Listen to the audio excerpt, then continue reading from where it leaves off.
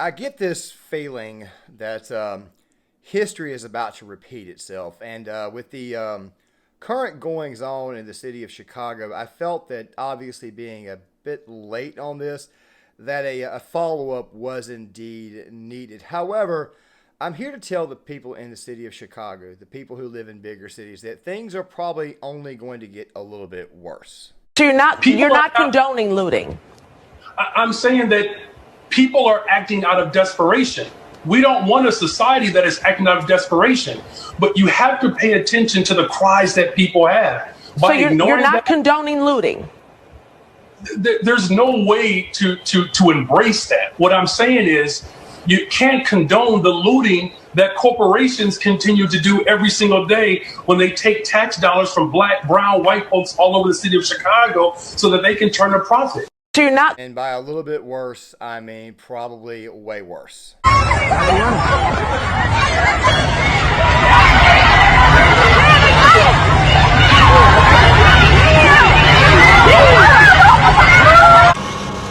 We have such sights to show you.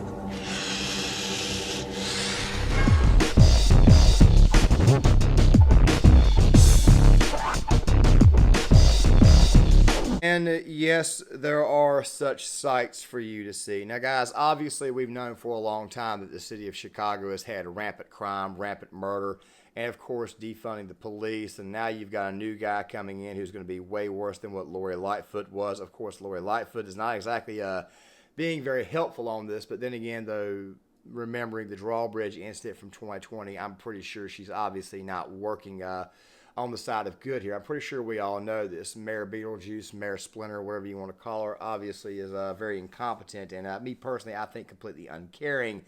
As if you guys remember the Tucker Carlson segments that he did on her, you obviously would know that she does not care about that city and never really truly did. It's all about power. The fact of the matter is that the situation in Chicago could get way worse. As a matter of fact, it probably will get way worse. You've got incidents going on right now in Compton, right outside of Los Angeles, where once again you've got another one of those poros, I have to say it a certain way, so that way the YouTube algorithm does not dox the video. It's one of the main reasons why I need you guys to hit the like button, so that way the video will take off the algorithm. That way people will actually see what is going on here. But this right here reminds me of a certain event in history, and this is not good at all. The year was 1968. It was the Democratic National Convention. It was held right there in Chicago. Massive riots, massive chaos. Of course, this was in the middle of the Vietnam War. The Tet Offensive had occurred earlier that year, and President Lyndon Baines Johnson had chose not to seek another term. Obviously, he was losing the nation at the time, and you had a massive division of the country at the time. You had the pro-Vietnam War crowd, the anti-Vietnam War crowd. Richard Nixon was running on the silent majority platform, which, by the way, would get him elected. But I think the thing that helped get him elected the most was, well, really this here.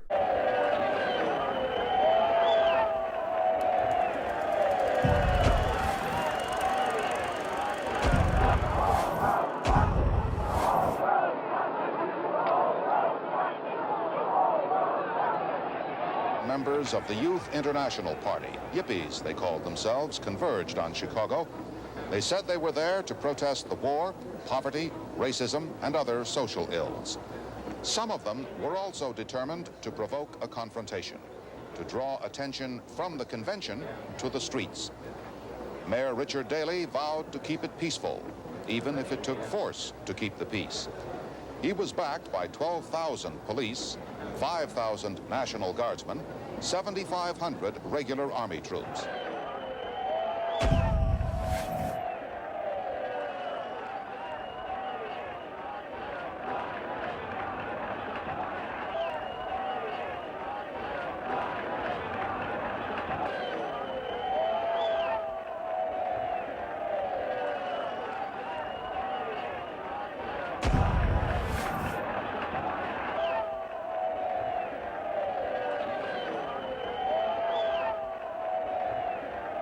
Hundreds of marchers and dozens of policemen were injured.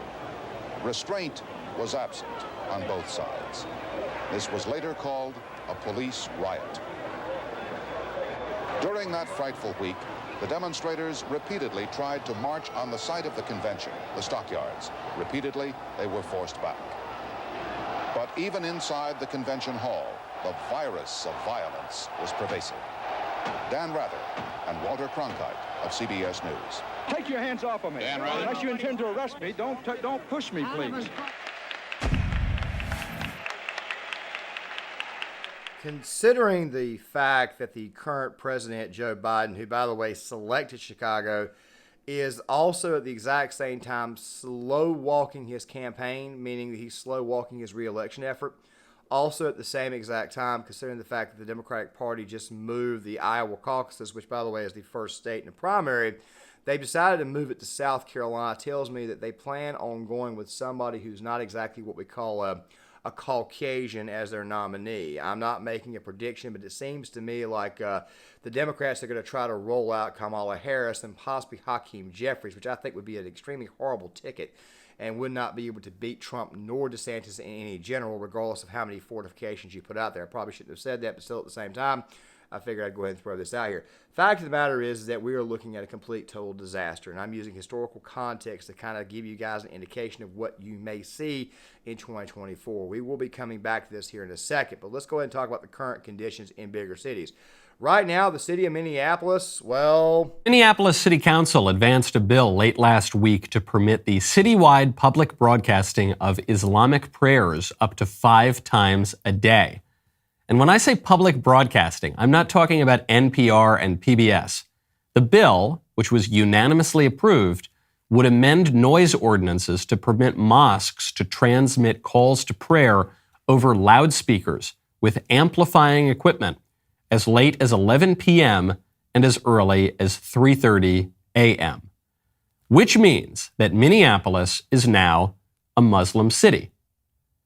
It's a little strange to think, given Minnesota's traditional demographic makeup as ethnically whiter than the driven snow and religiously polite, middle-of-the-road Protestants. I'm not sure Minnesotans had ever even heard of Islam until about 10 years ago. But now, as a result of mass migration, Minneapolis looks different. I'm not even saying necessarily that that's the worst thing. Islam, for all of its flaws, is still a saner worldview than leftism. At least Muslims acknowledge the existence of God. Muslims understand the difference between boys and girls. The same, sadly, cannot be said of leftists. The drastic change in Minneapolis is also not the worst thing because it serves as a reminder to the rest of us about a basic fact of politics. Cultures are going to worship one thing or another. Cultures will be defined by one thing or another. There's no neutrality, there's no vacuum. The things we value, the rituals we engage in, the language we speak, the way we view ourselves, it's going to be based on one worldview or another. We will have a Christian culture, or we will have... Islam is not going to play when it comes to the topic of wokeness. Do you guys remember that video I did, or those 2 videos I did on Dearborn, Michigan, and how it was that the Nation of Islam there, the Muslims there in that community were complaining about that, and they were saying no to this genderqueer stuff? I'm just throwing this out here right now that once those prayers go up 5 times a day, and you'll see it in the very next snippet, the woke are not going to like the response that they get from Islam. Take it from an Iraq war veteran. By the way, I'm not advocating. I am simply warning these people that woke is not going to go very, very well with these people. This is obviously not a good look. And let me go ahead and say this now. I want to go ahead and warn anybody and everybody who lives a certain lifestyle that begins with an L and ends with whatever letter they choose to add on at whatever point in time they choose to add on to that movement. I want to go ahead and let you guys know right now that once those prayers start 5 times a day in that city, if you are of that lifestyle in that city, I'm just telling you now, you are being warned. Back to the city of Chicago. Now, guys, the cities have been getting progressively worse for a long time, okay? They've been getting way worse, way out of hand, especially with more and more porous prosecutors. Like I said, you have to say that word a little bit differently so that way the algorithm will at least allow the video to travel. The thing is this right here. These situations are only going to get much, much worse. You got to wonder, when the hell are the moderate level Democrats, when are the somewhat conservative level Democrats, when are the Democrats that are, how do I say, the tough on crimers, when are they going to finally step up and replace this? Well, as I kind of showed you in that previous video looking at Vario or Vallis, Paul Vallis's nomination effort, Yeah, he didn't lose by a whole lot. It tells me that there's obviously a lot more wokes in that city, or a lot more people who put a heavy emphasis on skin color in that city itself. That tells me that, yeah, I don't think Chicago is going to be spared anytime soon. I have to tread very lightly with this particular clip, so I'm going to be kind of sharing something that came from another YouTuber. It's a YouTuber that obviously I watch from time to time, and I think he made some extremely good points on this issue. Let me go ahead and roll the Crowder bit.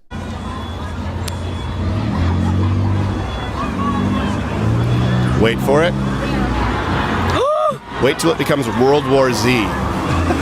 Watch, they start running toward the camera.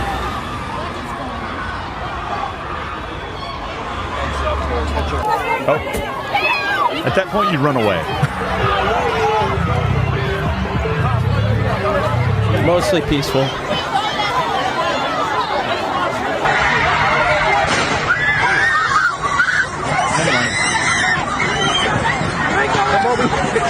Don't run. Come over here. They chasing what they're doing. Now you notice, by the way, the one thing that makes everyone there scatter? Gunshot. That's the one thing they make sure that you can't have in Chicago. I'm not saying go on the street as a vigilante. I'm saying to protect your own house as it gets looted and burned, right? A lot of people watch this and they go, hey, they're out there, they're rioting.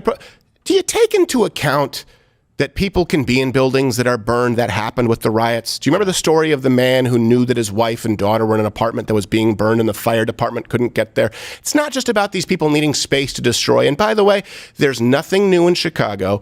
The new mayor is going to do exactly what the old mayor did. There is no way for it to improve. That's the theme of today, by the way. What does the left do when left completely unfettered, not within the systems of checks and balances?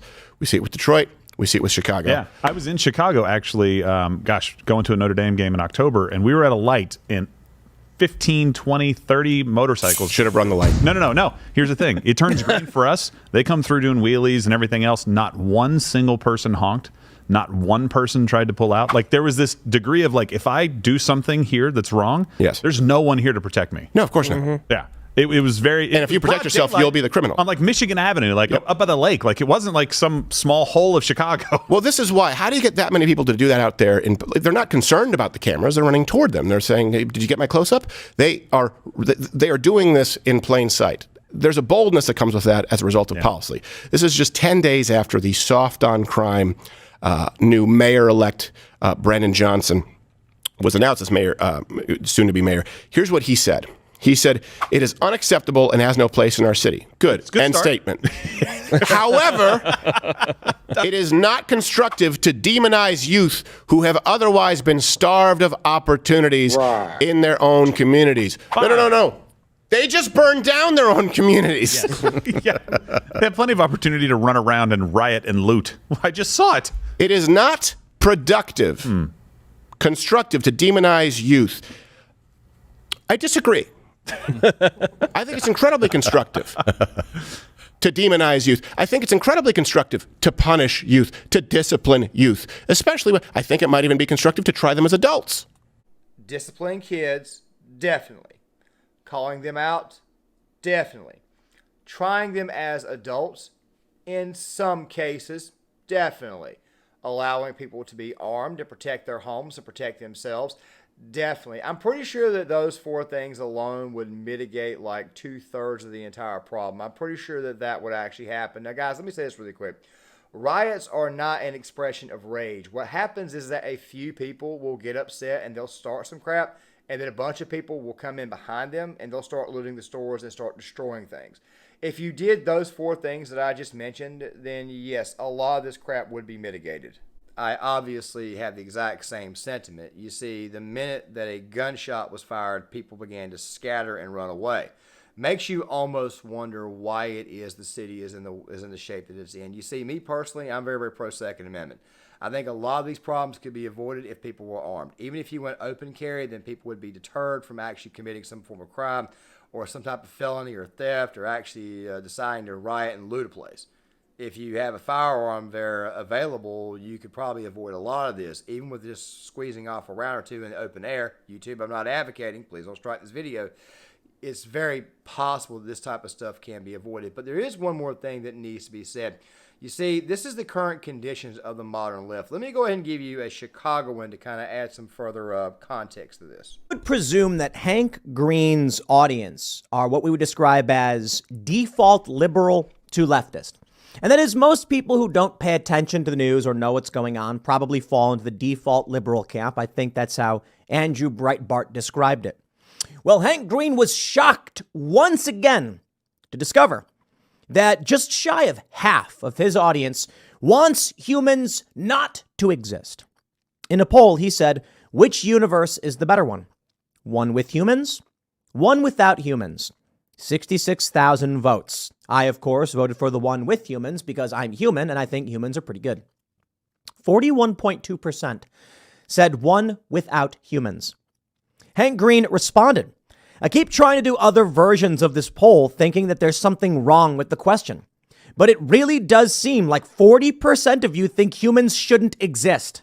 And I find that so deeply outside of my perspective that I need to do a lot of thinking. Yes, finally, perhaps some of these people may realize it's a cult. It's a death cult and they want you dead. Now, guys, Tim Pool was from Chicago. Tim Pool was referencing a poll that a somewhat liberal, hipster-type YouTube content creator was bringing up in a poll on Twitter. Now, you probably think these Twitter polls are a little bit unreliable.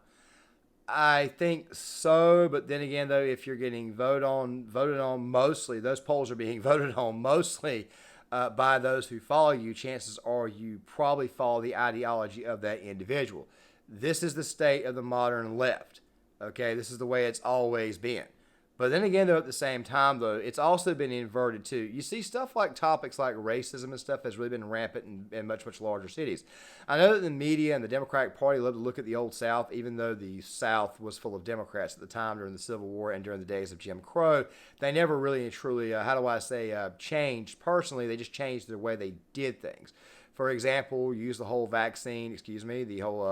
VE, poke mandate. Yeah, it was mostly people of color who were refusing to get that particular jab.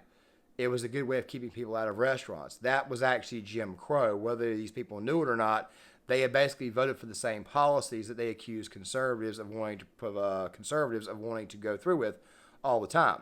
Democrats had actually pulled that off. They've never really and truly changed, not in their ideology, just the way they kind of bring things. This is kind of sort of the way it's always been. If you don't believe me, ask Dr. King. 1966, thousands of people packed Soldier Field to hear Dr. King speak, and later at City Hall. A month later, August 5th, Dr. King was marching through Marquette Park when white protesters started hitting the marchers with bottles and rocks.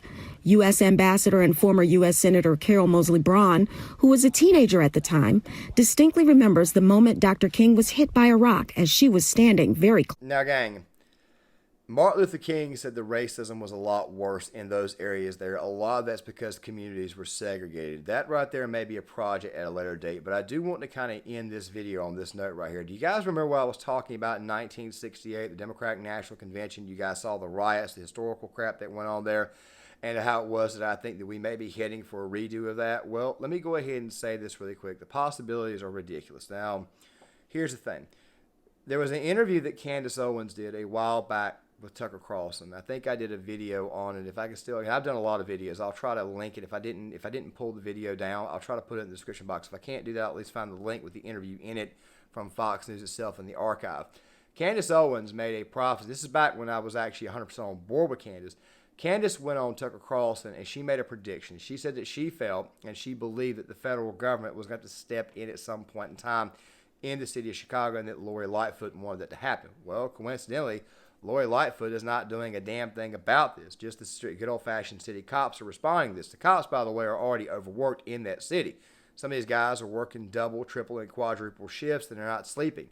So you got to ask yourselves a question. Is it a miracle that the Chicago Police Department has had not more use of force violations at this point in time? Is it a miracle that things have not gotten a lot worse? Is it a miracle that the police officers in Chicago have not completely lost it? I just figure I would say that. You see, it's like I said before. I was just saying now. Candace Owens said this, and I think she may be 100% correct. It looks to me like whoever the mayor is in the city of Chicago is wanting the federal government to step in. That's what they're looking for. Don't be surprised if they don't do that in more cities here in America going forward, because that's obviously a part of the agenda. So basically, wokeness, of course, is the result of all the liberalism in the cities. Okay, that's the real truth of it. Okay, this right here is liberalism going mad.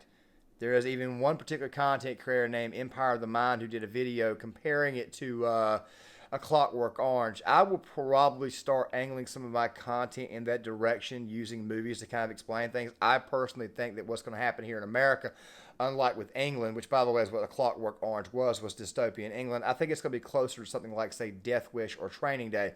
Or we may be in Training Day right now, and then Death Wish is to come as a result, possibly even Magnum Force Dirty Harry.